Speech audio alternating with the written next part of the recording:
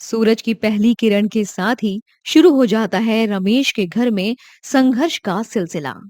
गांव के बाजार के पास एक छोटे से कच्चे मकान में रहता है रमेश का परिवार। फूस की छत से रिसती बारिश और मिट्टी की दीवारों पर उभरी दरारें जैसे परिवार की पीड़ा को बयां कर रही हों। आह, अरे सुमन, ये क्या है? धुआं ही धुआं। सांस लेना मुश्किल हो रहा है। रात भर खांसी से नींद नहीं आई और सुबह उठते ही फिर वही हाल।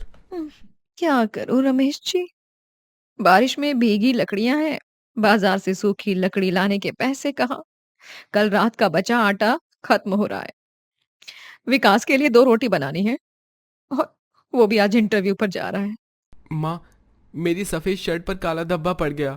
इंटरव्यू में क्या सोचेंगे लोग? 3 जगह से रिजेक्शन मिलने के बाद ये आखिरी उम्मीद है। बेटा क्या करूं? सुबह से धुएं में आंखें जल रही हैं, धब्बा नहीं दिखा। इसी धुएं ने तो मेरी सेहत खराब कर दी। दवाई के पैसे नहीं, खाने के लाले पड़े हैं। और अब बहू भी आने वाली है घर में। कैसे चलेगा ये सब? रमेश के घर की यही कहानी थी, धुआं, खांसी और पैसों का अभाव। विकास की शादी के लिए चारों तरफ से कर्ज लिया था, छोटी सी जमीन का टुकड़ा भी गिरवी रखा था।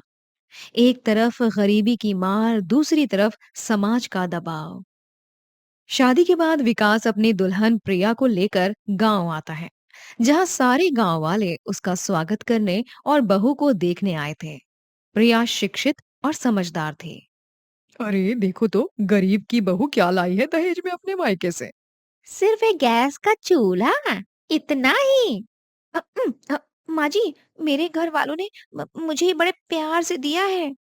लेकिन बेटी, गैस तो महंगी पड़ती है, हम सिलेंडर भरवाने के पैसे कहाँ से लाएंगे?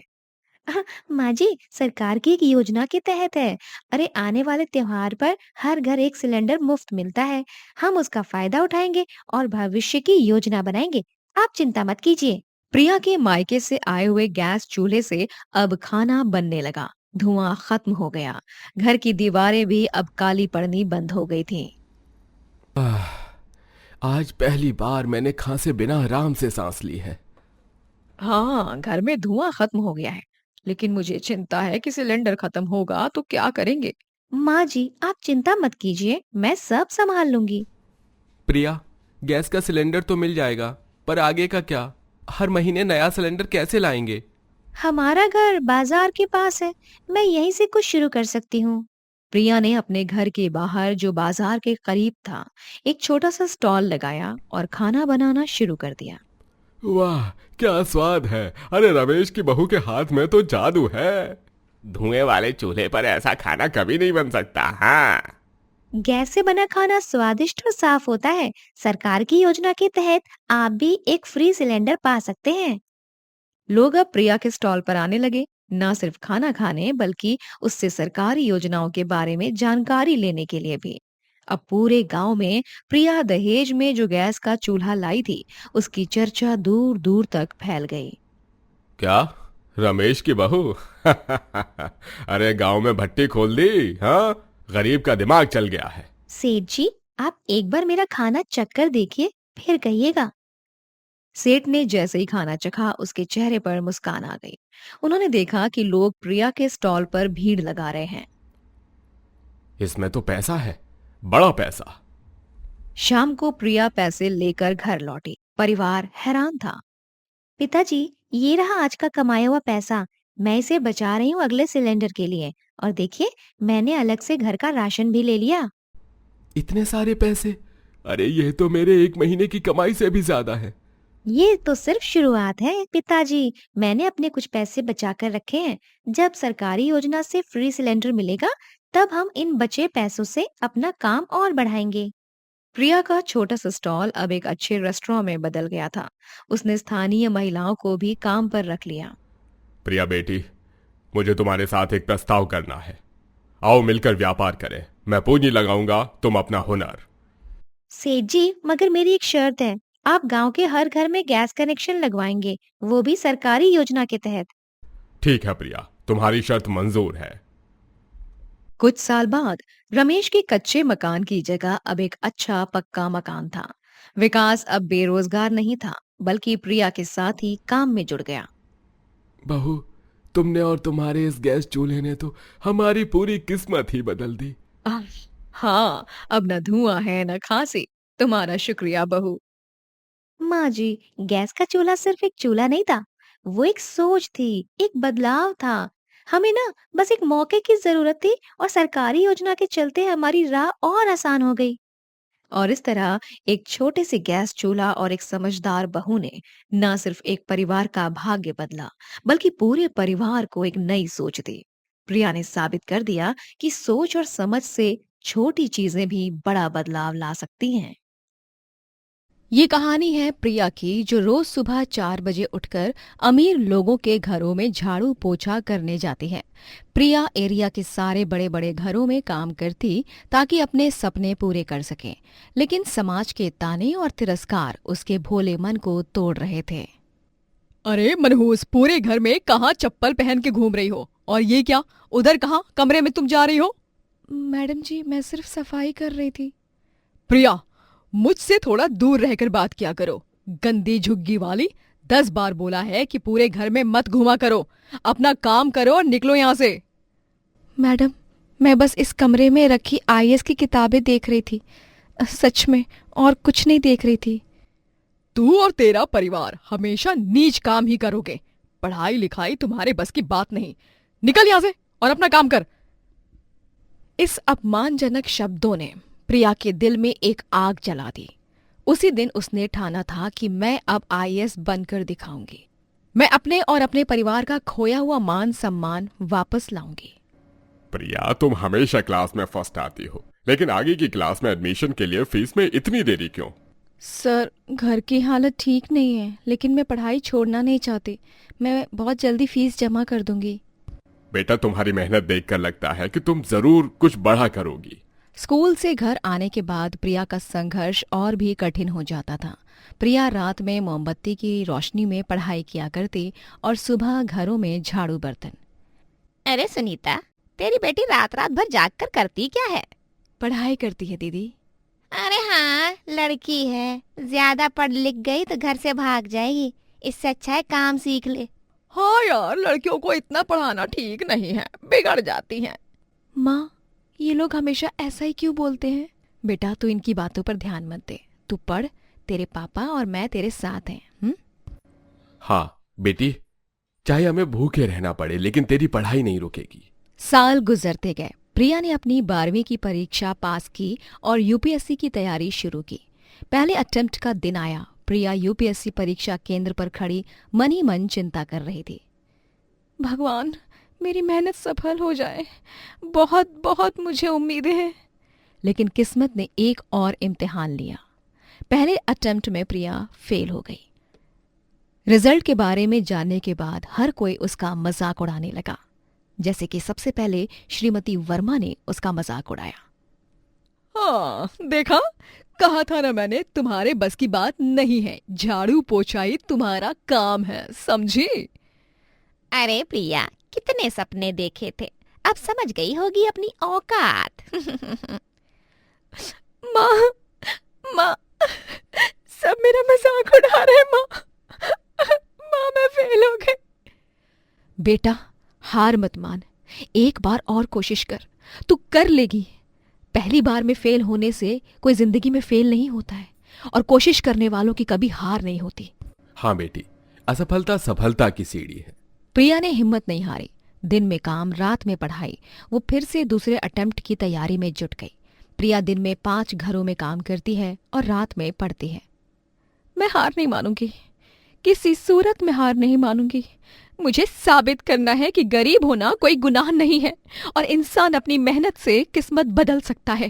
प्रिया, तुम्हारी मेहनत देखकर मुझे यकीन है तुम जरूर सफल होगी।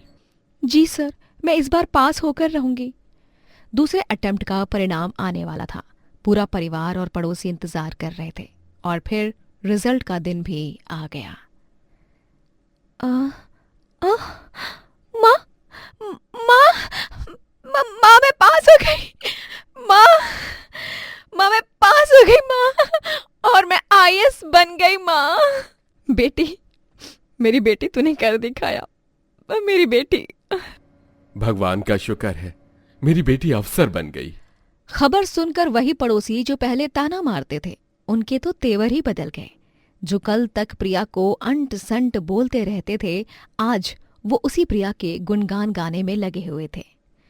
प्रिया बेटी, हमें माफ कर देना, हमने तुम्हें बहुत कुछ गलत कहा था, हमें माफ कर देना। हमसे अगर गलती हुई है तो हमें बड़ी खुशी है, लेकिन बेटी तूने नाम रोशन कर दिया हमारे पूरे एरिया का। अब प्रिया, मैं तो हमेशा तुझे मजाक में कहती थी। देख प्रिया, तूने अगर कभी भी बुरा माना हो ना, तो उसके लिए मुझे माफ़ कर देना। मुझे मालूम था तू तो हमेशा से होशियार थी, लेकिन मेरी बातें अगर बुरी लगी उसके लिए माफ़ी मांगती हूँ। आंटी जी, सच बात तो ये है कि आपकी बातों ने ही ना मुझे बल दिया है। अगर वो चुभती हुई बातें आप नहीं कहती ना, तो मेरे अंदर आग कहाँ से लगती। आपकी बातों ने मेरे अंदर एक आग जलाई, एक अग्नि प्रज्वलित हुई मेरे अंदर। दृढ़ संकल्प लिया मैंने, और तब जाकर मैंने ये कर दिखाया। तो सबसे बड़ा धन्यवाद तो आंटी जी आपको है कि आपने मुझे मजबूर किया मजबूत बनने के लिए। धन्यवाद। जब प्रिया कलेक्टर बनकर अपने इलाके में आई तो पूरी झुग्गी में जश्न का माहौल था। साथियों, मैं आज यहाँ एक सबूत के तौर पर खड़ी हूं कि गरीबी कोई अभिशाप नहीं है। मेहनत, लगन और परिवार का साथ मिले ना, तो कोई भी सपना पूरा हो सकता है। आपकी पैदाइश आपकी पहचान नहीं है, आपकी मेहनत और सपने आपकी असली पहचान है। और अगर मैं ये कर सकती हूं तो आप भी कर सकते हैं। कोई भी बच्चा किसी भी घर में पैदा हुआ हो, लेकिन अपने दृढ़ संकल्प से ना अपने सपने पूरे कर सकता है। पूरा एरिया तालियों की गूंज से भर गया और अपना भाषण खत्म करते ही वो सीधा मास्टर जी की तरफ भागी और खुशी से उसने मास्टर जी को चरण स्पर्श किया। प्रिया, तुमने हम सब का नाम रोशन किया है। सर, आपने हमेशा मेरा साथ दिया और ये सफलता ना आपकी भी है। प्रिया ने अपना पहला आदेश साइन किया, हर झुग्गी में मुफ्त शिक्षा केंद्र खोलने का। प्रिया के इस फैसले के बाद सभी गरीब बच्चों को मुफ्त एजुकेशन मिली और उनकी किस्मत और भविष्य को चमकने का एक सुनहरा मौका। प्रिया की कहानी हमें सिखाती है कि शिक्षा सबसे बड़ी ताकत है। समाज का व्यवहार हमें तोड़ेगा या मजबूत बनाएगा, ये सब हमारे संकल्प पर आधारित है। आप मजबूर हो सकते हैं, गरीब हो सकते हैं, लेकिन अगर ठान लें तो एक दिन मजबूत भी हो सकते हैं। गरीबी कोई बाधा नहीं, बल्कि मेहनत करने की प्रेरणा है।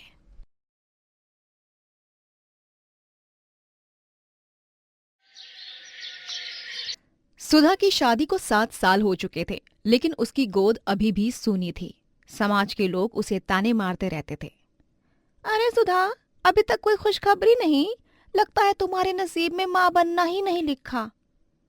काकी, भगवान की जो मर्जी, हम क्या ही करें। सुधा, इन बातों पर ध्यान मत दो, हम दोनों एक दूसरे के लिए पूरे हैं। बच्चे तो भगवान की देन है। राम जी, कभी कभी लगता है जैसे मैं अधूरी हूं। लेकिन भगवान के घर देर है, अंधेर नहीं। एक दिन सुधा के जीवन में वो मोड़ आया जिसका वो इंतजार कर रही थी। अरे, ये कौन सा बच्चा है, इतनी देर से रो रहा है? माँ, मुझे माँ चाहिए, माँ कहाँ है? अरे अरे बेटा, तुम यहाँ अकेले क्यों हो? तुम्हारे माँ पापा कहाँ हैं? पता नहीं बहन जी, सुबह से यहीं है, शायद कहीं से भटक गया है। अरे छोड़िए, पुलिस देख लेगी। सुधा का दिल भर आया। उस मासूम बच्चे के रोते हुए चेहरे को देख उसकी ममता जाग गई।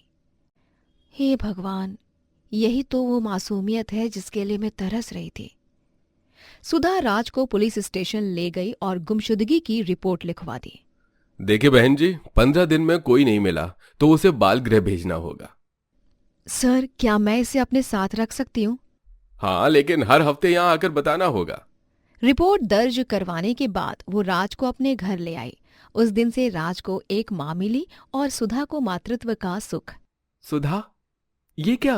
राम जी, ये भगवान का दिया हुआ उपहार है। माँ, माँ। उस दिन सुधा की आंखों में पहली बार माँ बनने की खुशी के आंसू थे।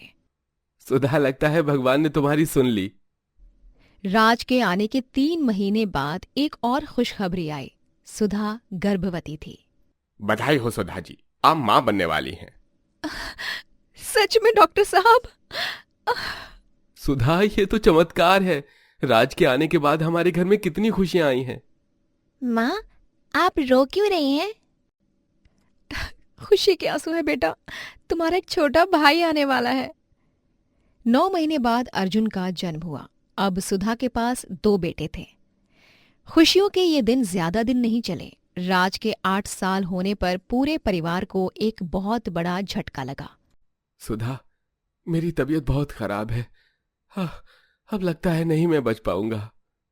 बहुत देर हो गई है, इनकी बीमारी काफी गंभीर हो गई है, फिर भी हम पूरी कोशिश करेंगे। 2 दिन बाद राम की मृत्यु हो गई। अब सुधा अकेली थी, 2 बच्चे और कोई आर्थिक सहारा नहीं। राम जी, अब मैं कैसे इन बच्चों को पालूंगी? माँ, आप रोइए मत, मैं बड़ा हो गया हूँ, मैं आपकी मदद करूँगा। और माँ, मैं भी आपकी मदद करूँगा।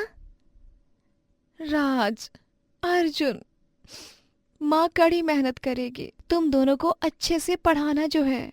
पिता के चले जाने के बाद 15 साल की उम्र में राज को समाज की असलियत पता चली। लोग उसे पराया कहते थे। सुधा, राज तो पराया है, तुझे अर्जुन के लिए ज्यादा पैसे बचाने चाहिए। माँ, क्या मैं सच में पराया हूँ? अरे मेरा बच्चे, कभी ऐसा मत कहना, तू मेरा पहला बेटा है। भैया, आप मेरे सबसे प्यारे भाई हैं। अरे राज, तू तो गोद लिया हुआ है, तेरी असली माँ कहाँ है? मेरी माँ घर में है, जिसने मुझे पाला है, वही मेरी असली माँ है। राज के 18 साल होने पर उसकी जिंदगी में तूफान आया। उसके असली माँ बाप आ गए। क्या यहाँ राज रहता है? जी हाँ, आप कौन हैं? मैं इसकी असली माँ हूँ। 15 साल पहले ये मेले में खो गया था। राज, मैं तेरा बाप हूँ। हमने तुझे 15 साल से ढूंढा है। मेरे माँ बाप तो यही हैं। बेटा, मैं तेरी असली माँ हूँ। हमारे पास बहुत पैसा है। मैं कहीं नहीं जाऊंगा, ये मेरा घर है। राज को सबसे बड़ा फैसला लेना था, अमीरी या माँ का प्यार।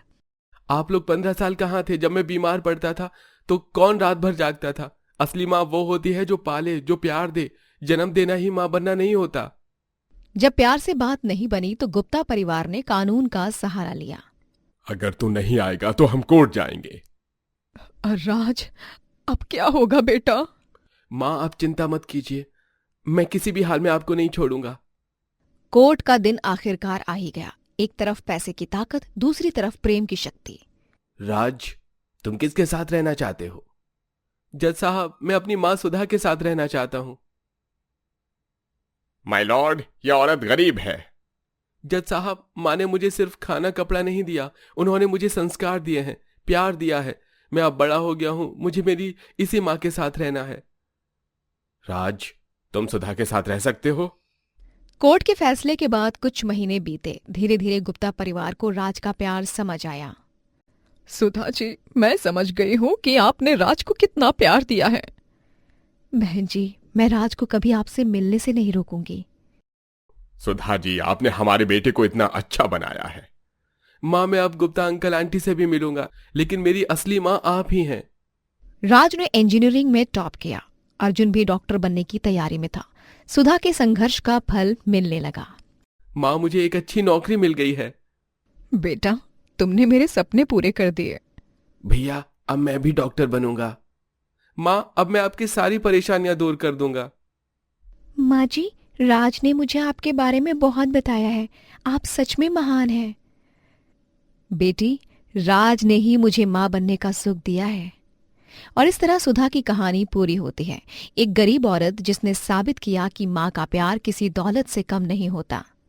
मुझे दुनिया की सबसे अच्छी माँ मिली है। सुधा ने 2 परिवारों को जोड़ दिया। ये कहानी हमें सिखाती है कि प्रेम से बड़ी कोई ताकत नहीं होती। मातृत्व सिर्फ जन्म देने से नहीं, बल्कि प्रेम से पालने से आता है। इसीलिए कहते हैं, माँ का दिल सबसे बड़ा होता है, उसमें सबके लिए जगह होती है।